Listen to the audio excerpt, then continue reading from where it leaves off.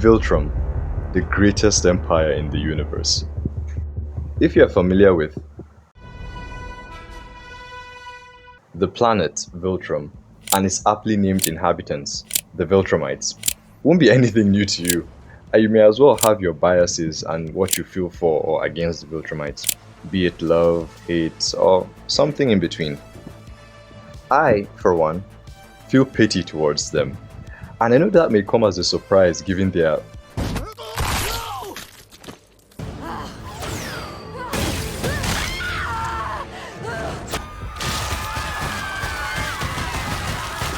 less than stellar track record. But please just hear me out, please! The Viltrumite Empire is a ruthless authoritarian race which views strength and, to a lesser extent, intelligence as markers of authority. They view other races as being lesser than them and travel from planet to planet, seizing their lands and enslaving their people. They are essentially space Nazis. But this way of living isn't without its own setbacks. Due to every Viltrumite being a soldier first and fighting to survive every single day, they remain that, soldiers, and with time they lose the chance to form any form of identity. Each Viltrumite is nothing but a cog in the machine to preserve the glory of Viltrum. It's why only the strongest and most important of Viltrumites even have the most basic form of identity in the show, a name. Okay, I know it's because the other Viltrumites weren't really as important, but come on, it fits my analysis, so shut up. They form no bonds unless it's to aid Viltrum. They live and they die in service to the Empire. And when you live your life based on what you can do rather than who you are, you either lose yourself or don't even find them in the first place. This is true for Viltrumites in how they understand culture.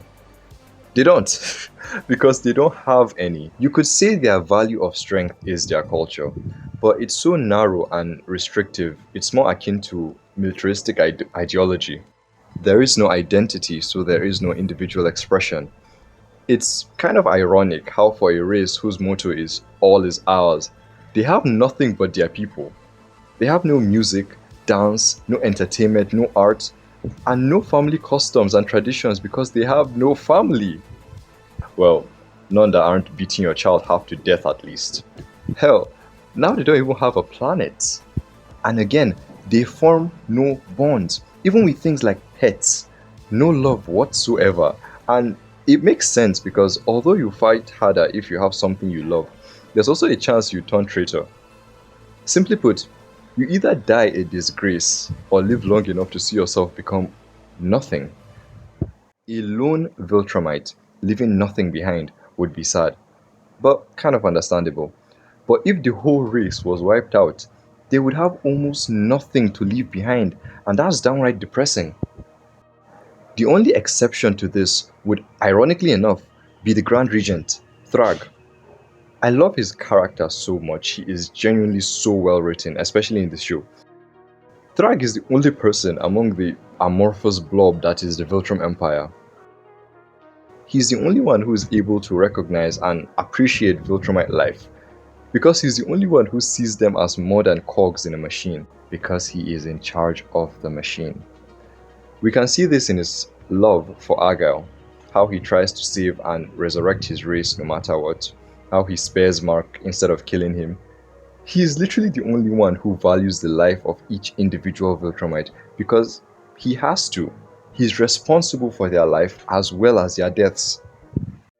And on that note, I want to talk about a certain Viltrumite who has met his end recently.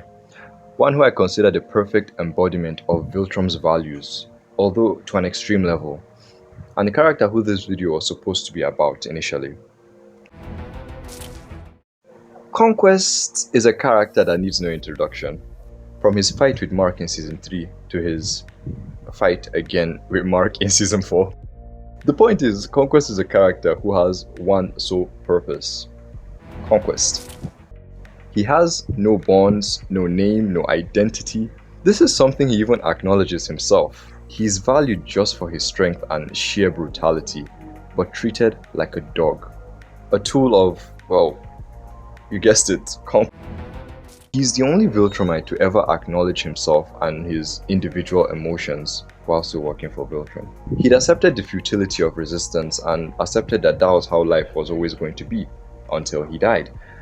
There's something really dehumanizing about the loss of hope, you know?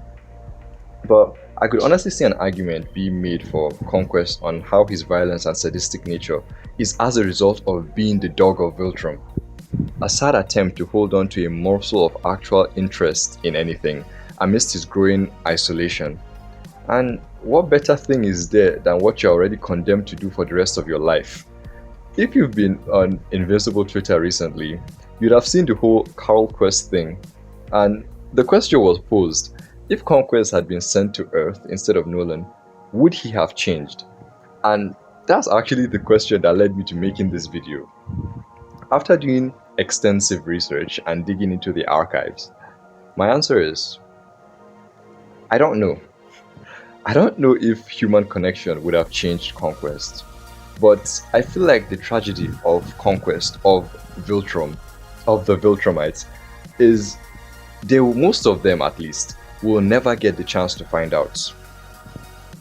They will never get a chance to form bonds, partake in entertainment, make art, do anything that makes someone human. And honestly, that makes me pity them more than anything. Don't get me wrong, they are still space Nazis who are very much aware of what they are doing. I am not trying to sympathize with that. But you have to agree. I'm empathizing with the situation here. It's a fucked situation to be in, I'm sorry. Yeah, that's kind of it for the video. I know this one is probably going to be a short one, but yeah, I just wanted to talk about how sad that shit is. So yeah, subscribe. Yeah, I don't know.